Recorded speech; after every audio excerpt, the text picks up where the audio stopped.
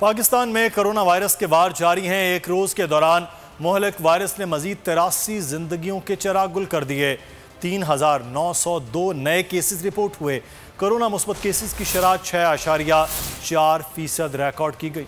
समाजी फासले नजरअंदाज, कोरोना का रहा है बढ़ बढ़ के वार। मोहलिक वबा की चौथी लहर, 24 घंटों में मजीद 83 जिंदगियां निगल गई। NCOC के ताज़ा आदाद-ओ-शुमार के मुताबिक मुल्क भर में कोरोना की तशखीस के लिए 60,537 टेस्ट किए गए, जिनमें से मजीद 3,902 मरीज रिपोर्ट हुए। सरकारी पोर्टल के मुताबिक एक रोज के दौरान कोरोना मस्बत केसेस की शरह 6.4% रही।